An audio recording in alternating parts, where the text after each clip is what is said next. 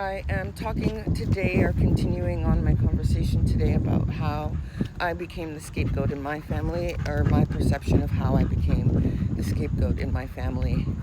And the last time my last video about this, I spoke about my parents and the dynamic of the fact that my father, at the time that my mother was pregnant with me, he let her know he did not want a child with her at the time and was pressuring her to not continue the pregnancy. But I'm here. So obviously the pregnancy was continued, and I was a result of it. And so I think from that moment, my father, or at least this is the way he behaved towards me, is that he just, because he was not proud of my mother for reasons that he knows only, and I feel that this goes towards his narcissism. My father gets attached to other people's accomplishments and tries to wear them as his own. And so at that time, my mother had just come from Guyana. She's not anything more than a housewife. And at this time, he had met women who had worked at the bank and who were, highly educated. And these are things that he's always wanted. He's always tried to portray himself as this big educated person. But he's never, he hasn't really continued his education further than, whatever, elementary, high school, and then he went into the trades. But he always wanted to be an academic. I mean, when you speak to him, you can tell, because he mimics that in his personality, and he collects people who have the attributes that he wished that he had accomplished. So it makes sense that my mother was discarded as I was, and I believe in his mind he felt that there would be no way that I could ever become anything more than what she was. And so he made no effort to make sure that I was. And he actually started sabotaging my life, in a sense, to make sure that I didn't become anything more than what she was, or what his perception of her was.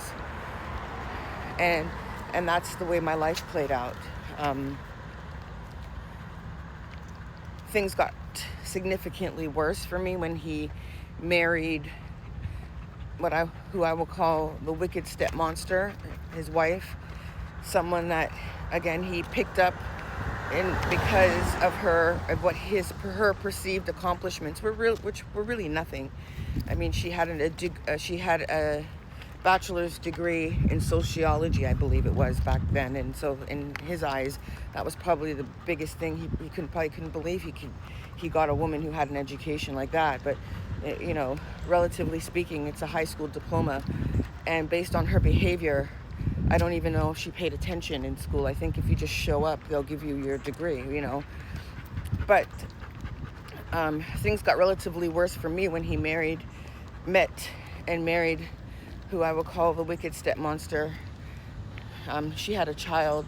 She came into the marriage with a child that she had for a man that was married. And so she was discarded by the married man. Obviously, he's married. He has his own family. He couldn't, take her on as anything more than what she was, which was his side chick in today's terms. And I definitely could not own up or take responsibility for the child that he had outside of his marriage. And so my father accepted not only her, but her child, and then subsequently what happened is, in terms of the toxic family system that I belonged in, I became the scapegoat child. The stepmonster's daughter for the married man became the golden child. And that's how my life went on until I separated from that family system. But when you're dealing with toxic families, narcissistic families, they don't like to let go of that scapegoat. They want to keep you there because that's what keeps them feeling empowered. And so I had a hard time shaking them loose. And so, this on my channel, I will talk about some of the things that took place over time, ways that they kept me entangled in this web of toxicity, how being the scapegoat in my family resulted in me.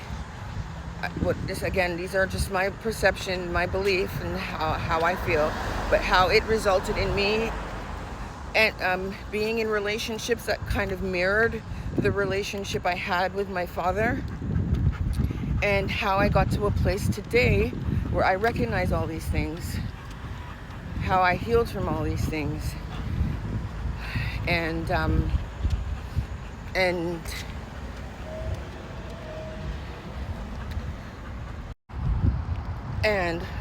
that it's never too late to make a change and do something different. It took me until I was in my 40s to understand any of this.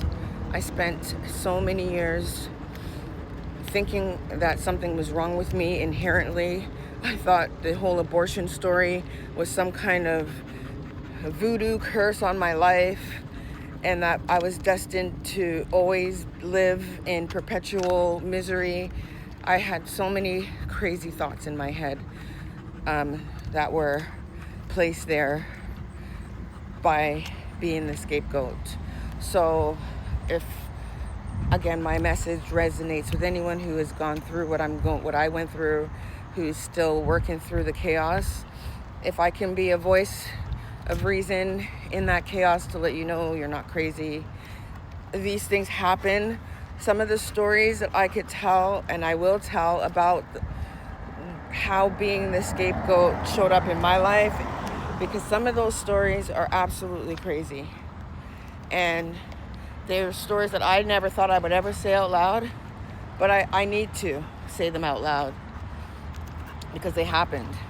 And again, it may help somebody else hearing it. So thank you for listening.